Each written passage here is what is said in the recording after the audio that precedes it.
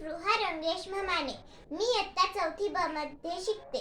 माझ्या शाळेचे नाव जिल्हा परिषद प्राथमिक शाळा पिरंगुट. आज मी तुम्हाला श्यामची आई या पुस्तकातील मुकी फुले ही गोष्ट वाचून दाखवणार आहे. श्यामने गोष्टीत सुरुवात केली. आज मी फुलांची गोष्ट सांगणार आहे. लहानपणी मला फुलांचा फार नाद होता. फुलासारखी सुंदर व पवित्र वस्तू जगात कोणतीच नसेल. पृथ्वीवरच्या फुलांनी व आकाशातील ताऱ्यांनी माझ्या जीवनावर अनंत परिणाम केलेले आहेत. माझ्या वडिलांनीही फुलांचा फार नाद.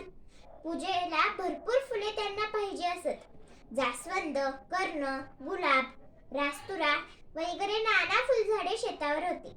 माझे वडील गणपतीचे मोठे भक्त. दररोज 21 दुर्वांची जोडी ते गणपतीला वाहायचे. खुरटलेल्या वाळलेल्या दुर्वा त्यांनी कधीच वाहिल्या नाहीत.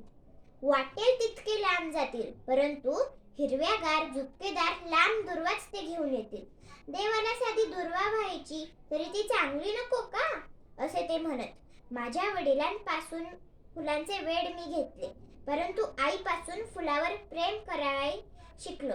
मी फुलांसाठी पहाटे उठत असे.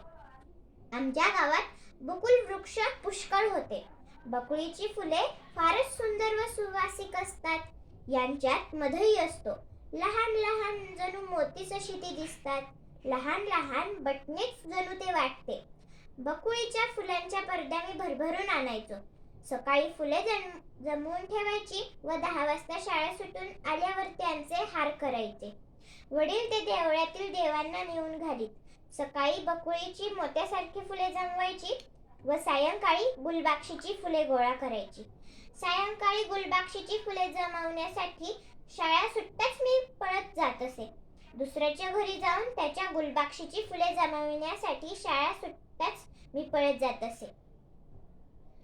आणि तसे कारण त्यांना थोडीच हवी असत. फुलांची आवड आहे का कोणाला? देवपूजा करायला हवी आहे. देहपूजा करणारे सारेच आहेत. फुल तोडून कोणी शेंबड्या नाकात कोंबतील, नाहीतर घामट केसात खोवतील. फुले देवाच्या पूजेसाठी फार तर थोडी तोडावी, नाहीतर ती झाडावर शोभू द्यावी. तेथे ती देवालाच वाहिलेली असतात. आज मी फुलं तोडू शकत नाही. फुलं म्हणजे परमेश्वराची रसमयी सौंदर्यमयी मूर्ती असे मला वाटते. परंतु लहानपणी देवासाठीच तोडून मी जमवीत असे. गुलबक्षीच्या फुलांसाठी मुलामुलींत भांडणे व्हायची. गुलबक्षीची फुले फार सुंदर असत. फुलांचा देठ लांब, बारीक व कोवळ्या असत. देठाच्या टोकाला बारीक मणी असतो. गुलबक्षीची फुले नाना प्रकारची असतात. पिवळी, पितांबरी, लाल, पांढरी, शिक्तकावाची कितीतरी प्रकार. गुलबक्षीची काळे मणी फारच सुंदर दिसतात. माझी आई तुळशीच्या अंगणात बसून त्या फुलांच्या माळा करी. गुलबक्षीची फुलांची माळ फुलांचे देठ एकात एक गुंतवून करतात. त्याला सुईदोरा लागत नाही. या माळांचेही अनेक प्रकार असतात. तोड्याची माळ, दुहेरी माळ. बायका निरनिळ्या तऱ्हेने ती गुंफतात. त्या दिवशी रविवार होता.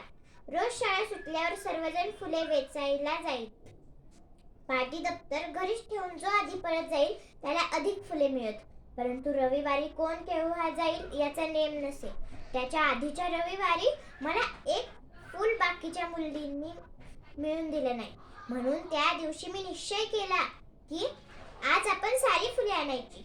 लवकर जाऊन कळेच तोडून आणायच्या असे मी ठरवले. गुलबक्षीची फुले 4 वाजल्यावर फुलू लागतात. सायंकाळी नीट फुलतात. फुले फुलू लागण्याच्या आधीच मी जायचे ठरवले. बाहेरून होते तरी मी निघालो. एक फडके बरोबर घेतले. 3 वाजण्याच्या सुमार असेल.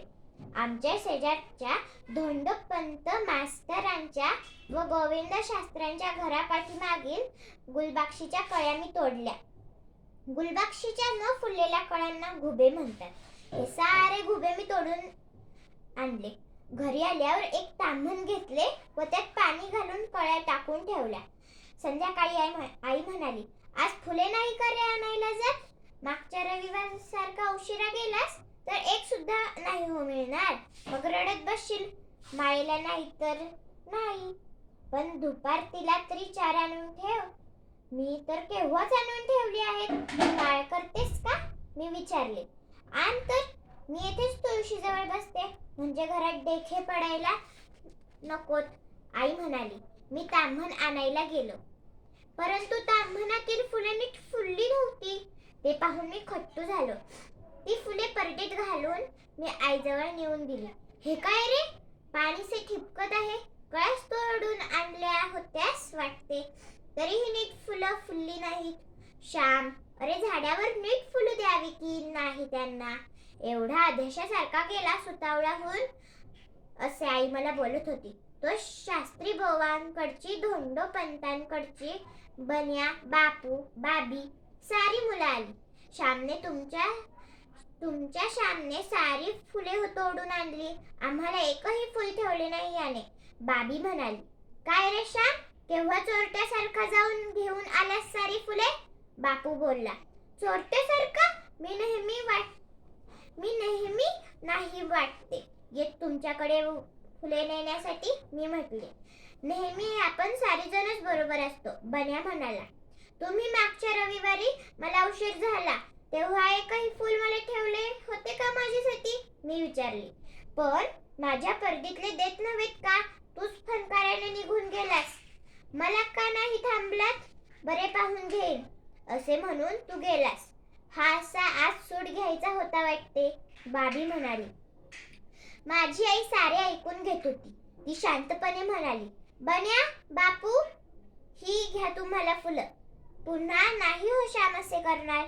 नाही ना रे श्याम, असे म्हणून आईने त्यांना फुले दिली. श्याम, येता जा हो, रोज संध्याकाळी फुले वेचायला, नाहीतर राग धरायचास तू. का आत्ताच येतोस? आपण छाप्पो पाणी नाहीतर लक्षुताक दे, डेरा फुटल्या मडक दे. तो खेळू लागला. बन्या म्हणाला. माझी आई म्हणाली, आता उशीर झाला आहे, उद्या खेळा हो. बन्या, बापू, मुले गेली. माझे तोंड गोरे मोरे झाले होते. आई मला म्हणाली. श्याम, दुसऱ्याच्या घरची फुलं त्यांना न सांगता सवरता आणू नये, त्यांना विचारून आणावी. आपण आधी गेलो तर त्यांना हाक मारावी. परंतु सर्वात वाईट गोष्ट म्हणजे